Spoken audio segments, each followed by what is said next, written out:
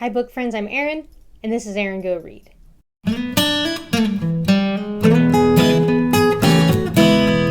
This is my September TBR, and so I have 12 books here, which sounds like a lot, especially due to the length of some of them, but I'm not one of those who really holds myself to a strict TBR. There are no punishments if I don't read a book. I just read it later, put it back on the shelf. So these are books that some of them I definitely plan to read, some of them I hope to read, and these are books that mostly I'm feeling like end of summer. It's still quite hot here in Northern California, but I'm really looking forward to spring. To fall, excuse me. I went for a walk yesterday morning at like 6:30 or so. The sun was coming up. It was beautiful. There were clouds in the sky, and I was actually chilly, and I was really excited to be chilly for once in several months. So anyhow, let's get to the books. The first set of books are pertaining to a readathon. Thomas at SFF 180 is hosting a space opera readathon. And so a space opera is basically a book where the majority of the book takes place in space, and in the space travel or the being in space on some sort of spaceship vessel is a large part of the story. And so I will link Thomas's video below. He did this incredible video. There's animation, and there are like different tracks you can take and challenges and everything. It's really cool. Check it out. And so I have a few books that I'm going to show you for that.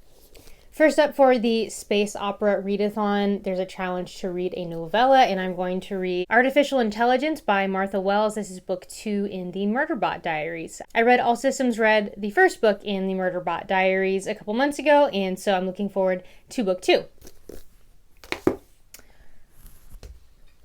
A book that I will probably end up reading on or listening to on audiobook if I can find it. I haven't looked into it yet, is A Close and Common Orbit by Becky Chambers. This is the book that follows A Long Way to a Small Angry Planet, which I really, really loved. And so I am looking forward to continue on with this series. Space is a huge component of that book, as the job of the people who are, the main characters of the book, their job is like, what are they called? Like gateways or something? So their job is basically to punch these like gateways into space in order for it to be quicker to get from one place to another in space. And then lastly, we have a book that is a sci-fi classic, and that is Dune by Frank Herbert. My husband and I started reading this together last month, or this month in August. We're only 25 pages in, and we were just having a hard time getting into it and getting started. And I think a big part of it is, depending on the situation, we tend to read a little bit smaller chunks when I'm with him, because he has nursing needs that are going on. We have therapy to go to, that kind of thing. And we just were not getting into it. And so I asked him what he thought, and he said, let's just watch the movie. And so we started on with another book. I suppose I should mention that I don't have it here because it is at my husband's rehab home, but we've started reading Iron Gold by Pierce Brown. This is part of the, what do they call it now? The Red Rising Saga, I believe, or it is a Red Rising book. So as I understand it, this is the first book in the second trilogy in the Red Rising saga. And then, Dune is a sci-fi classic, and then I have a couple other classics that I could be getting to this month. The first would be a reread. This is A Separate Piece by John Knowles, and this is a really great, I love that teal blue. This is a great copy that I picked up recently. I read this in, I think, 7th grade, and it's, it's back to school time, and so this takes place at a boarding school, and what I really remember is it follows two main characters. Phineas is the second main character. I think, he's the best friend of the narrator is what I remember, and he is a bit of, he's a little bit more wild and less into going with the flow and following the rules as some of the other boys, particularly our main character. And I don't really remember much else about it. I want to say that it takes place around the time of the war, World War II, Yeah, during the early years of World War II. And so I think a lot of these characters are kind of knowing that when they graduate, these are high school age kids, that they likely could be going off to war afterwards. So, it's been over 20 years since I read this. So 25-ish. Yeah. A while since I read this, so I want to read this, and this book is also on the Great American Read list, which I'm reading through, and a handful of those books I will be rereading as well. Dune is also on that list. Another book on that list too, actually, is Gone with the Wind by Margaret Mitchell. Now, I started this book kind of early summer, and I am 176 pages into it, and it wasn't that I wasn't enjoying it, because I was. It's just, it's such a big book, and it's like cumbersome. It's so heavy to take with me. And then I was also rereading Ken Follett's The Pillars of the Earth for a read along with a couple other channels, and it was just too many big books to carry, and so I just kind of put it down. And then with the Newts going on in August, the Magical Readathon, that didn't fit anywhere into that, and so I would like to get back into Gone with the Wind. The final classic in this stack here is Miss Pettigrew Lives for a Day by Winifred Watson, and this is a Persephone book.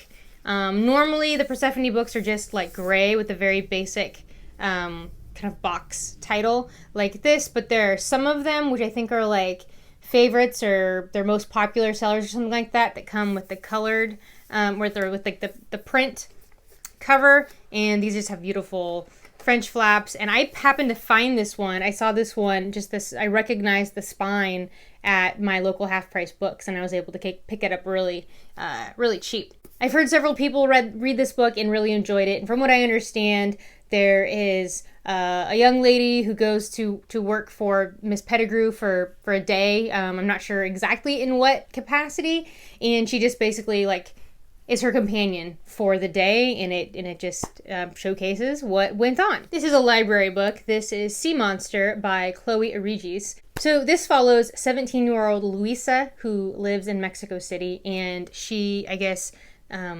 falls in with this, it sounds like maybe kind of a bad boy, and they run off together, and she starts following this, is it Russian dwarf circus or something like that, and there's a quest that she's trying to catch up with this Russian dwarf circus, and so most of the book, I believe, is them trying to find this circus, and then her father is trying to find her and bring her home safely. And it's pretty quick. I think it's under 200 pages, just over 200 pages, and this is due back on September 5th. So my goal is to read this and return it without having to renew it at the library. Then we have an interesting one. So my husband is a Marine. He was injured in Iraq, and the wife of one of the Marines that he served with, Amanda Byrd, is an author, and she writes horror, and she sent me the first 3 books in her horror series. So I am going to give horror a go. Just the cover alone has me shaking in my boots and having nightmares. This is the Dr. Van Wolf saga, and the first book is Trapped, and this is very kindly autographed to me. She autographed all 3 books that she sent me, and each one has a unique note inside, so I really appreciate that, Amanda, and please don't scare me too badly. Next up, this actually just came in the mail today. I am a galley member at Grey Wolf Press, which is a California-based, I think Bay Area-based independent publisher. And this is a short story collection called Suicide Woods by Benjamin Percy. I'm not loving that title.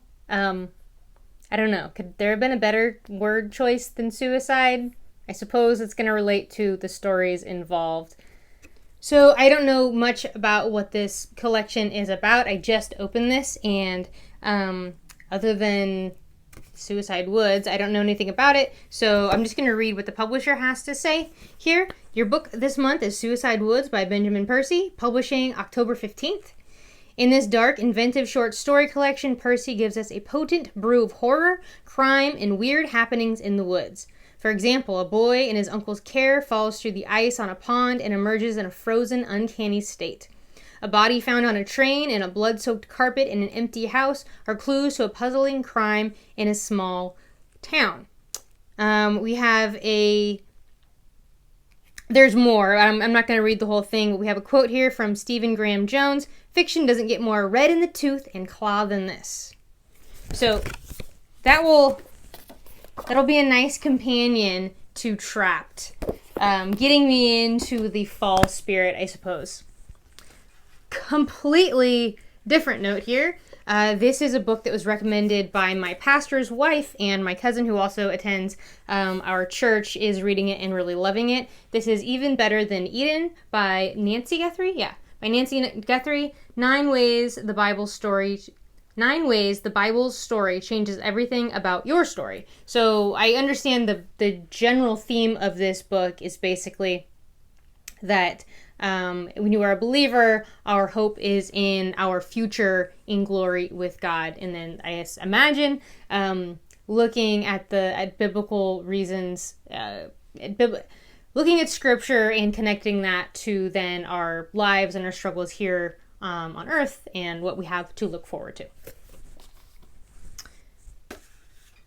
And then the next couple are just recent releases. Well, one more recent than the other.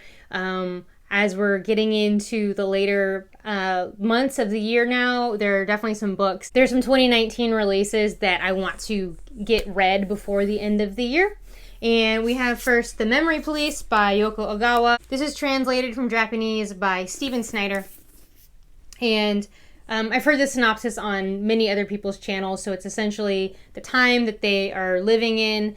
There are certain objects that have been removed from the collective memory, and so but for some few people, those memories remain, and so the memory police are there to basically enforce the forgetting of these items. And I believe our main character is a writer, and her editor is one of these people who just can't or won't forget these items. It reminds me a bit of The Giver and also like Minority Report. So it's interesting to think of a kind of dystopian kind of setting in Japan. So I want to check that out, and I've heard really good things about that. And then finally we have Miracle Creek by Angie Kim. This just feels like fall to me. I had been wanting to get to this one for months, and maybe now the time is right. This is a mystery. What I remember from the premise without reading the flap is that there's a town, I think the town is called Miracle Creek, and there's a hyperbaric chamber which is used for therapeutic purposes. And I think a woman, like a mom who has a child that needs this treatment, owns the hyperbaric chamber and then provides the service for other people. And then the chamber blows up and one of the children is killed, and so it's a mystery ensues apparently. So this is my very ambitious TBR. Please let me know in the comments if you've read any of these, or are you interested in reading any of these? Are you participating in the Space Opera Readathon? I'd love to know what you are reading. Thank you for watching. See you around the tubes.